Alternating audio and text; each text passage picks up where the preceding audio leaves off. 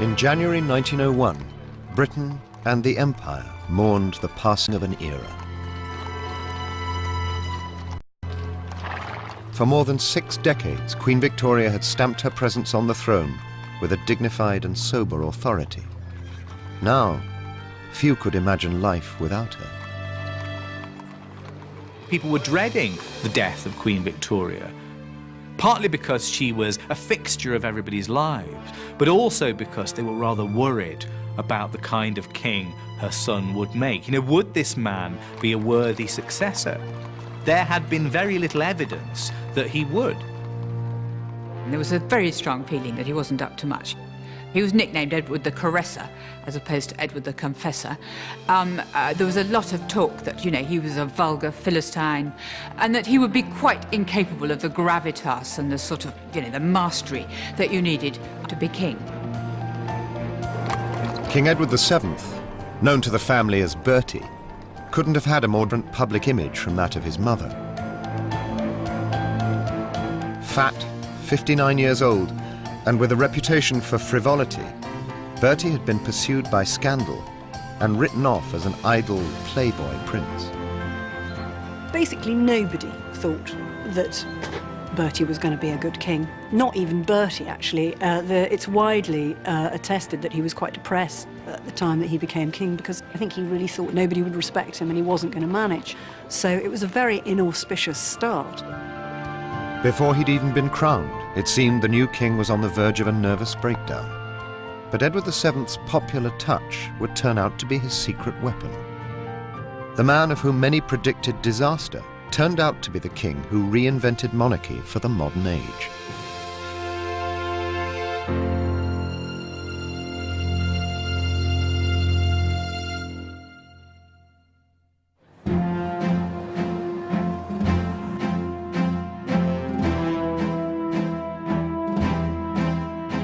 In the 1840s, Queen Victoria and her consort Prince Albert embarked on a mission. Under the reign of their predecessors, the high-living Hanoverians, the monarchy had become a byword for corruption and immorality. Victoria and Albert believed that if it was to survive in an era of revolution, the royal family must become a model of public duty and immaculate private morality. Albert and Victoria were very aware of the sort of the Hanoverian hangover, this moral legacy particularly from the Regency days. The irony was Victoria was a highly sexed individual and enjoyed her sex life and revelled in it and, you know, explored it and wrote about it and all the rest of it. But they knew that the symbol of monarchy had to be a far more moral endeavour. Central to Victoria and Albert's plans was their first son and heir, Bertie, Prince of Wales. To groom the boy for kingship, they subjected him to a grueling programme of moral and intellectual enlightenment. Prince Albert had an idea that princes sort of had to be kind of super people, and he developed this educational regime for his children, whereby pretty much every waking moment was stuffed with improving educational experiences from the age of about 3. And constantly impressed on Bertie was the fact that he was going to be king, and he had to be good, and he had to achieve, and everything had to be improving, and it was suffocating.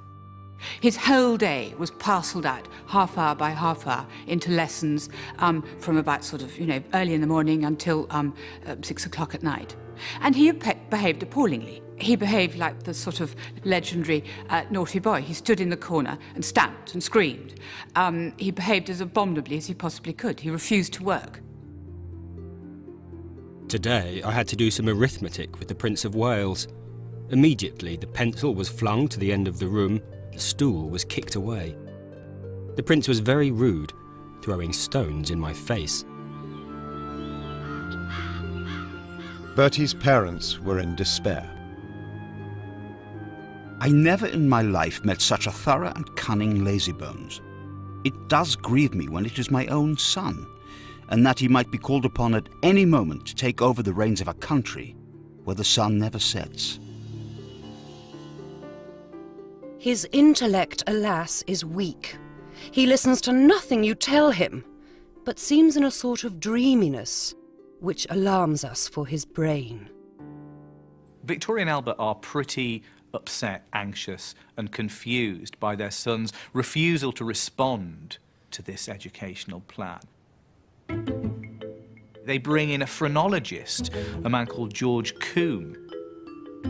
Phrenology was this sort of mid-19th century pseudoscience that declared that if you felt the bumps on a person's head, then you could determine something about their character, about the way that they were put together.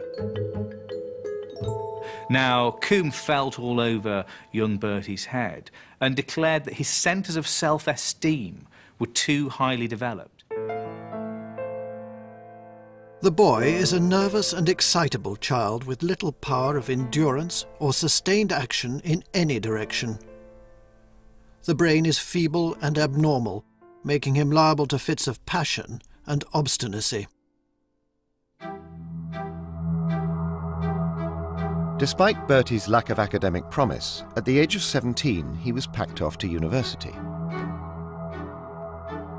The prince took every opportunity to give his royal minders the slip and applied himself enthusiastically to the study of gambling, horses and strong cigars. Bertie desperately wanted friends. He really wanted to meet, boys of his own age. That's what he really wanted. He wanted friendship. He's not ever allowed to sort of rub shoulders with people as equals, of his own age. He never goes to anywhere near a school.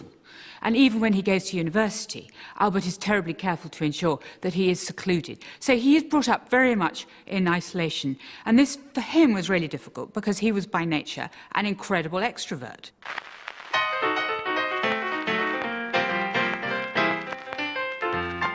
Despairing of his son's academic abilities, in 1861 Prince Albert decided to knock his son into shape with a taste of military life.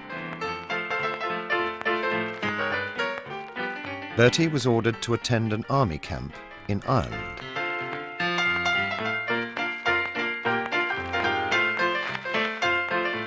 But if Albert hoped boot camp would be the making of his son, he was to be disappointed. Soon after Bertie's arrival, fellow officers smuggled a friendly young actress by the name of Nellie Clifton into his sleeping quarters. The prince recorded the momentous event in his personal diary. 6th of September, NC, first time. 9th of September, NC, second time. 10th of September, NC, third time. Temptation comes, and, he's ready for it. He is brimming over with the desire to share the delights of this beautiful woman that pretty well is put in his bed. And when his father hears about this, of course, horror strikes him.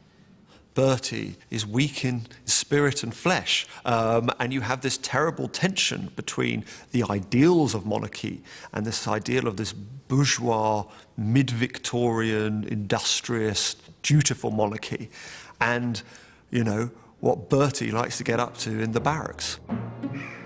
It's both an attack upon their ideal of family, but also, crucially, I think, Albert is very worried that it is undermining politically of the monarchy.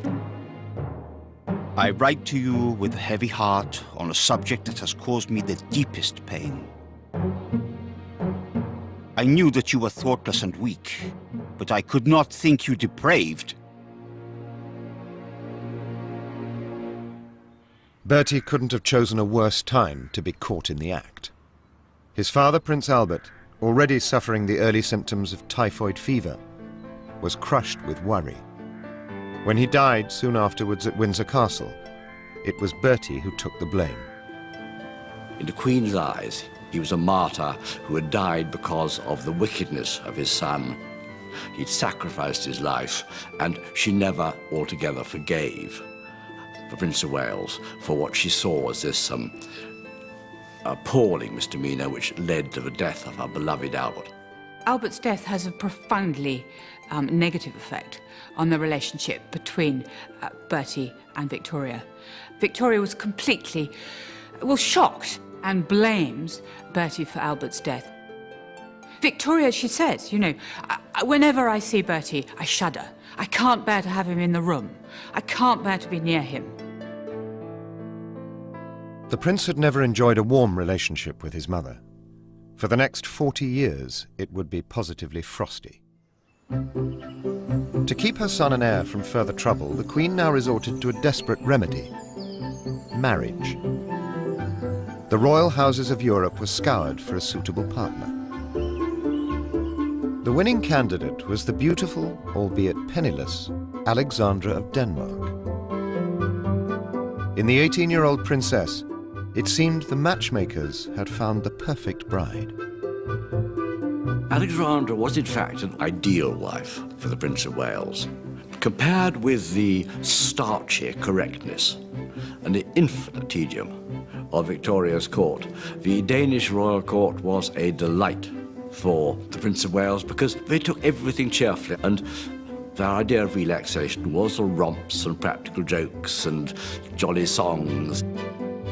It was said about the Danish royal family that nobody was ever allowed to read a book, and if they saw you reading a book in the sitting room, they'd all run up after you and go boo, and that was really not all right. They wanted you to be galloping around and playing parlour games and throwing wet towels at each other. In 1863, the 21-year-old Prince of Wales married his fun-loving Danish bride. For the wedding photograph, Queen Victoria arranged for Albert to join them, to make sure that nobody had too much fun. Installed in their opulent marital home, Marlborough House, the newlyweds quickly became the centre of London's high society. Amid a ceaseless round of dances, dinner parties and entertainments, Bertie's true personality could now flourish. He knew that he wasn't clever like his father. He knew that he wasn't authoritative like his mother. What he had was a sort of charm, an easy way of dealing with people. People found him good company. He was well behaved. He knew what to say. He was a good person to be sitting next to at dinner. It was an arranged marriage, and that was made completely plain. But I think that Alex, right from the start, really fell in love with him. And anyway, she remained in love with him for the rest of her life. She said to one of Bertie's sisters, "You think I'm marrying your brother because of his position, but if he was a cowboy, I'd marry him just the same." The once lonely, isolated youth now had what he'd always craved: friendship, fun, and the unquestioning devotion of a beautiful woman. But as the royal family's most senior male representative, he also had unfulfilled ambitions. The Prince of Wales felt, as the heir to the throne, he ought to be playing a prominent part in the affairs of state. And he was, in fact, very ready to do so. He was a man of considerable ability, great energy. The trouble was that his mother felt that he was irresponsible, frivolous, incapable of playing a serious role. Bertie thought what he wanted to do was to have access to government papers, and particularly to Foreign Office dispatches, because he was always interested in foreign policy and saw that as his special area. And every time he asked for access to dispatches, and what he always asked for was the key. There was a particular gold key that opened the box of secret papers from the Foreign Office, and that's what he wanted. And Queen Victoria, whenever he asked, Queen Victoria would say, no, he can't have access. He is too indiscreet. Edward said late in his mother's life that everyone had an eternal father, but he himself was blessed with an eternal mother. The sort of remark, in fact, that the present Prince of Wales might actually make. And of course, there is this permanent tension between the Prince of Wales, who is heir to the throne, and the person who's actually occupying it. Frustrated in his ambition by his mother, relations between Bertie and his wife also began to come under pressure. 3 children in the first 4 years of marriage had taken the early sparkle out of married life. 8 months into her 3rd pregnancy, the princess fell gravely ill with rheumatic fever. The crisis was a turning point in the marriage. It really played, I think, to his worst, his least likeable qualities. It's said that they had to send 3 telegrams to get him to come away from the races, to come to her sickbed. And when he did come, he didn't want to stay. Bertie's reaction is not good. And he goes out night after night saying he'd be back, you know, and she waits up and waits up. And he says he'll be back at midnight, and he doesn't come back until 3, and she's meanwhile weeping, you know, very dependent on him. The illness took a heavy physical toll on the princess, leaving her lame and increasingly deaf. It had also opened up deep underlying tensions in her relationship with the prince. I think that he was mixed up, selfish, and perhaps a kind of sort of self-obsessed figure. I think the trouble perhaps partly was that Bertie's conflicted because he was forced to marry her and he resented that. I mean, 21, forced into an arranged marriage, no time to sow his wild oats, all of that kind of stuff. But on the other hand, he actually is very fond of her. And so that he treats her badly, but at the same time, he loves her. It's quite complicated, I think. Over the coming years, Alexandra would increasingly retreat from society life behind the gates of her Sandringham home, while Bertie turned elsewhere to satisfy his emotional and physical needs. There's no doubt he did like the company of women, and there's no doubt he had lots of mistresses. There are all these stories about him going off to Paris and going to brothels where there were, you know, lovely ladies.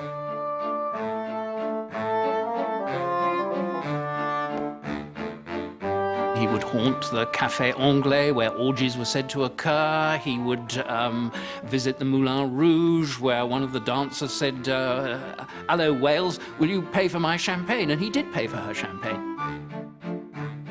There was this very celebrated brothel called La Charbonnet, where Bertie visited.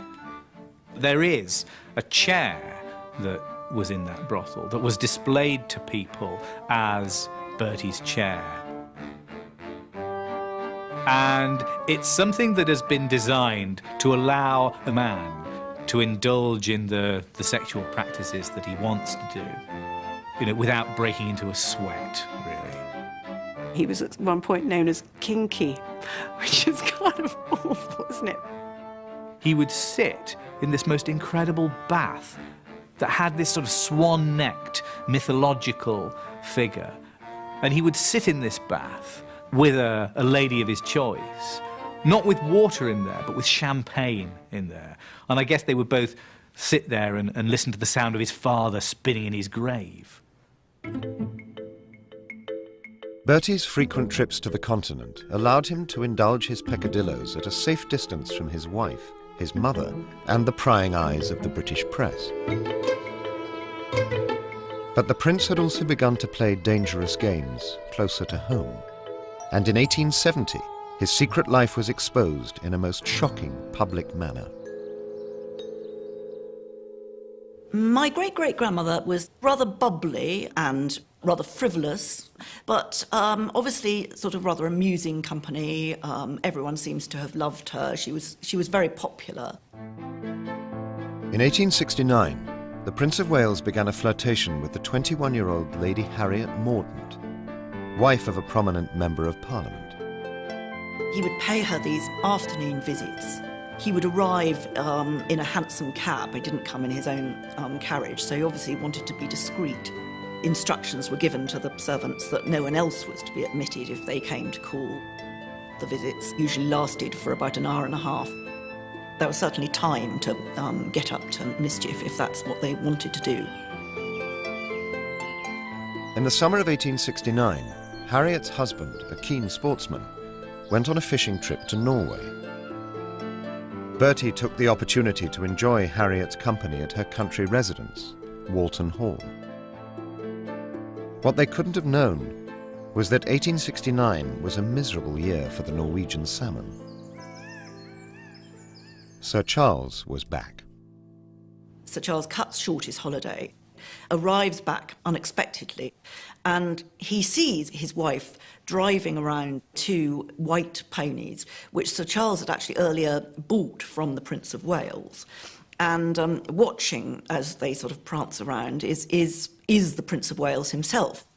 Sir Charles flies into the most appalling rage and instructs his gardener to take off these beautiful white ponies and shoot them, and he forces his wife to watch as they're shot.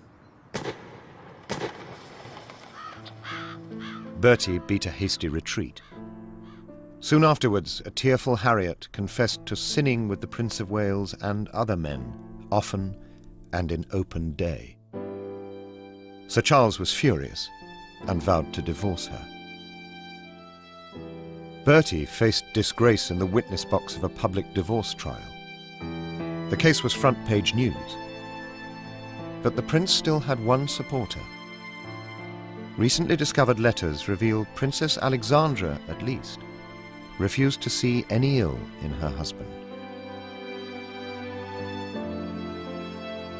My sweet Minnie, I have to mention to you a terrible scandal which has shocked everybody here more than words can tell. It is a man, Charles Mordaunt, a terrible brute who wants to be separated from his wife, who accused herself to be unfaithful and mentioned my Bertie as her lover. To see one's husband being accused in such a scandalous, mean way is nearly more than one can bear. This was the first time for many centuries that the heir to the throne had appeared in court. I mean, this in itself was shocking. And the nature of the case was shocking too.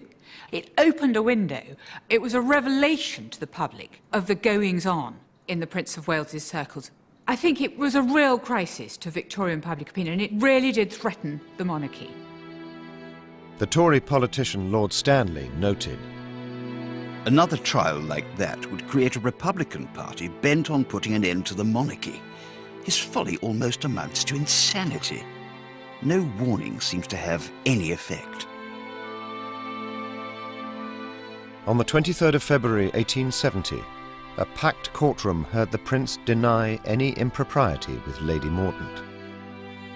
But the damage to the prince and the crown's reputation had been done. As for Harriet, a worse fate awaited her.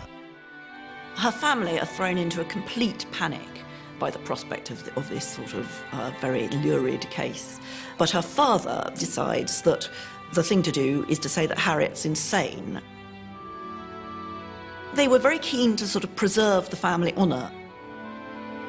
And although you might think it's a rather odd way to go about it by establishing that you've got a lunatic in the family, somehow that was considered preferable to the fact that you had this very, very promiscuous young woman. Lady Harriet was committed to a lunatic asylum. She died there 36 years later. It's an absolutely appalling story. It is like something straight out of Wilkie Collins, a true Gothic horror story. The fate of a sort of young woman who steps out of line was very grim indeed, if that suited society and the men around her. Bertie's reckless behaviour had contributed to the ruin of a young woman and tarnished the monarchy's image at a time of growing Republican sentiment. The jeers Bertie suffered in public were as nothing to the roasting he was about to receive from his mother. He really is more and more careless, being dragged into the dirt and mixed up in one of the most disgusting and scandalous trials on record. Victoria was appalled to learn that the Prince of Wales was behaving badly. But on the other hand, the other side of it was that the more intelligence she could accumulate of Bertie's bad behaviour, the more she could say, well, he is absolutely not fit to be king. You know, he's a wastrel. He's completely no good. I must stay with all the power. He cannot be trusted. Queen Victoria wasn't very good at sharing responsibility. She didn't even like doing it with Albert very much, who she absolutely adored. And so she really did her best to try and prevent him from anything, any kind of serious duty. And some of the heads of the administrations that she dealt with agreed. Disraeli didn't want a sensitive document of any sort to be put into Bertie's hands. And he was probably right, because when he was given things, you know, he had the tendency to kind of pass them around at dinner parties and ask the guests what they thought. You know, this wasn't really very useful behaviour. Bertie grew increasingly disgruntled at his mother's refusal to share power. He poured out his anger in a letter to his private secretary. The game is not to let me see any interesting or important dispatches. This has been going on for years under successive governments, and it would be far better if the Foreign Office sent me no more, which is preferable to the rubbish they do send. Because he's not trusted with this kind of material, he is more or less infantilized. Cartoons of the period will depict him as a baby in a pram. He's not going to be allowed to involve himself much in the serious business of state. So he turns pleasure into a serious business and commits himself to that, so that the complexities of his social diary and what parties he's going to actually, in a way, take the place of sitting there with a red box going through the documents. And it's almost as if his energies are diverted into that. As youth gave way to an increasingly corpulent middle age, the prince threw himself body and soul into a life of leisure. He lived an extraordinarily raffish existence. First of all, there was the food.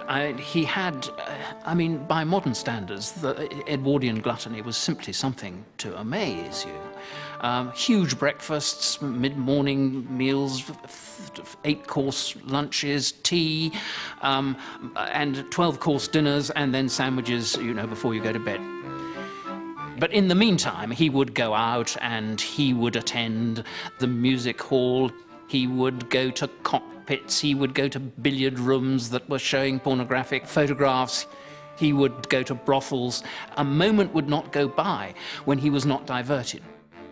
Bertie did have this sort of gargantuan appetite for everything, and I think a lot of it does come out of having this miserable childhood where he feels that things are constantly denied him.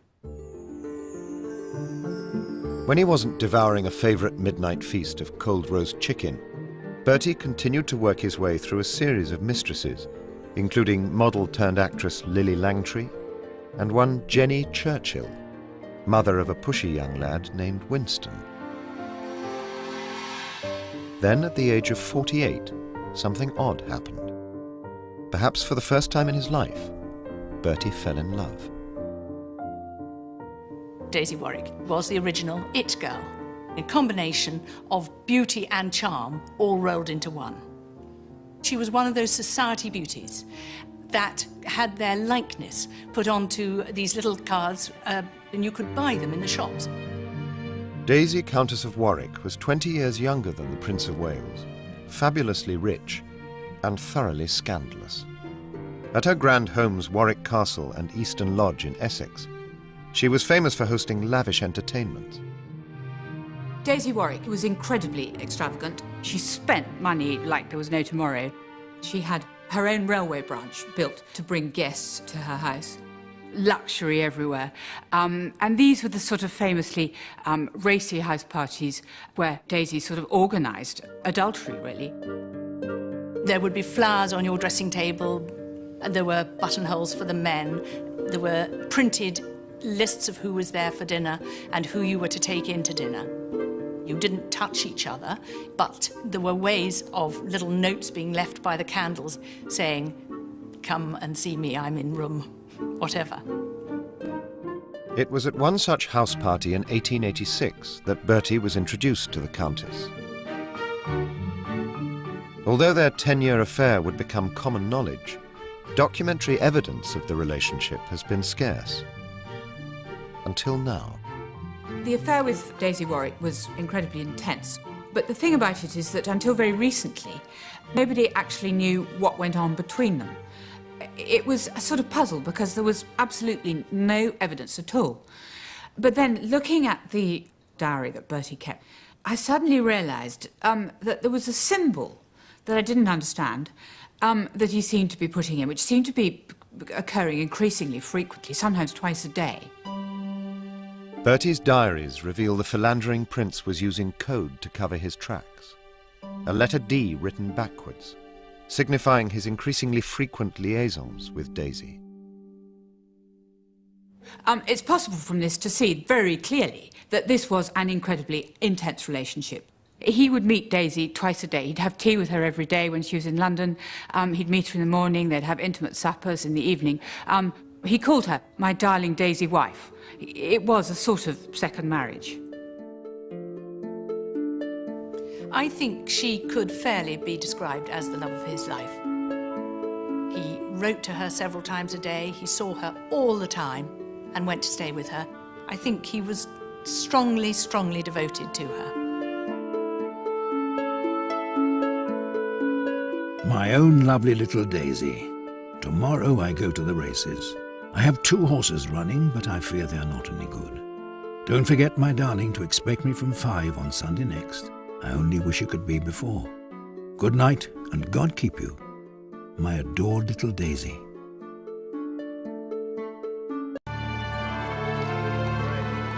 In January 1901, Britain and the Empire mourned the passing of an era. For more than 6 decades, Queen Victoria had stamped her presence on the throne with a dignified and sober authority. Now, few could imagine life without her. People were dreading the death of Queen Victoria, partly because she was a fixture of everybody's lives, but also because they were rather worried about the kind of king her son would make. You know, would this man be a worthy successor? There had been very little evidence that he would. There was a very strong feeling that he wasn't up to much. He was nicknamed Edward the Caresser, as opposed to Edward the Confessor. There was a lot of talk that, you know, he was a vulgar Philistine, and that he would be quite incapable of the gravitas and the sort of, you know, the mastery that you needed to be king. King Edward VII, known to the family as Bertie, couldn't have had a more different public image from that of his mother. Fat, secret weapon. The man of whom many predicted disaster turned out to be the king who reinvented monarchy for the modern age.